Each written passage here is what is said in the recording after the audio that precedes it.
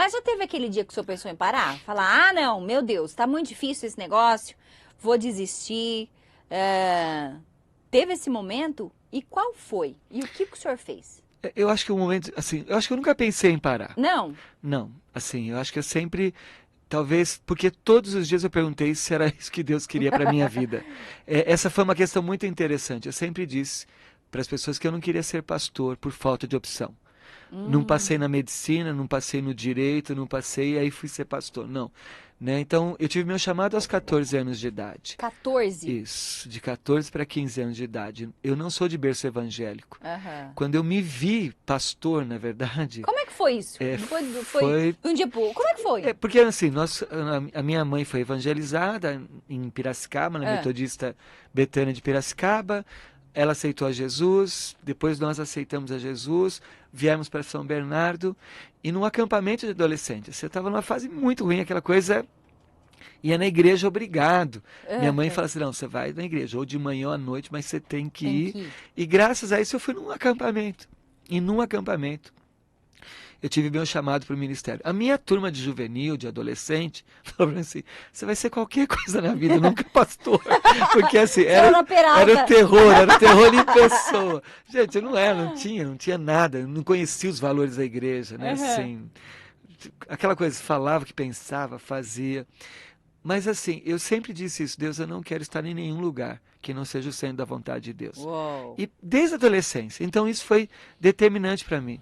Agora, nos momentos mais difíceis, daí eu recorri à graça de Deus. Por exemplo, passei por algumas dificuldades na história da igreja, claro, 40 anos de pastorado, né? E eu me lembro que uma certa ocasião aconteceu um evento e eu me dei 30 dias de crise, assim, eu falei assim, Muito vou bom. fechar para balanço, Muito bom. né? Porque eu disse, Deus, eu tenho revelação, tenho Muito bom. profecia, por que que o Senhor não permitiu que acontecesse? Muito E bom. depois desses 30 dias, eu me lembro que eu voltei, preguei na igreja, era pastor na Catedral Metodista de São Paulo, uma senhorinha me abraçou assim, seja bem-vindo de volta, pastor.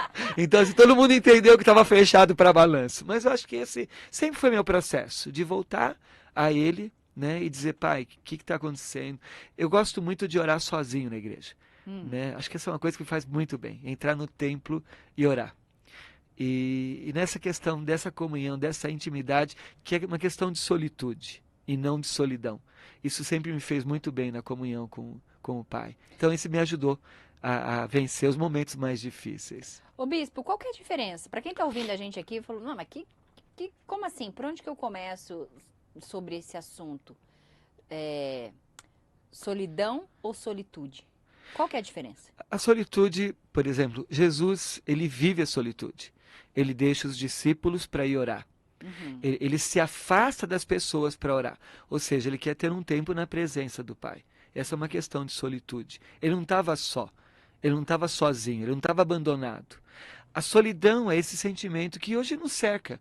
Você falou em 25 milhões de habitantes. Se você fizer uma enquete com o seu público, pergunte quantas pessoas se sentem só.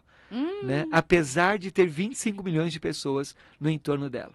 Apesar de estar lá na linha Praça da Sé, né? Linha do metrô, 6 da tarde. Você quer entender o que não é solidão, mas você pode encontrar pessoas que, apesar de estarem lá, apertada por milhares de pessoas, estão sós. Então a diferença da solitude é o momento que você se afasta para estar na presença de Deus. E aí, para mim, o modelo é o próprio Jesus.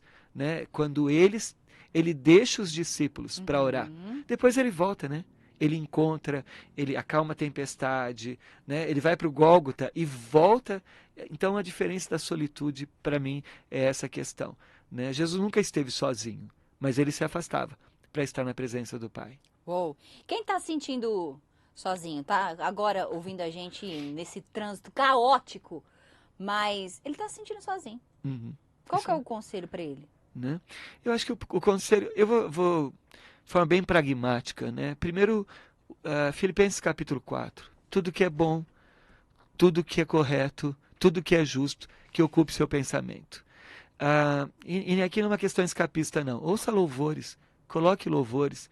Hoje até para você ouvir notícias, vamos supor, no rádio, né? É, Uma coisa que vai te estressando, muita violência. Então coloque louvores, ore ao Senhor, cante, né? Fale com Deus, chore na presença de Deus, né? Faça do seu carro, por exemplo, um altar.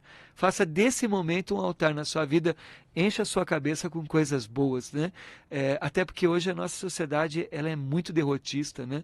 Então nós temos pensamentos de muita derrota. Então eu sempre trabalho essa questão de pensar naquilo que é melhor.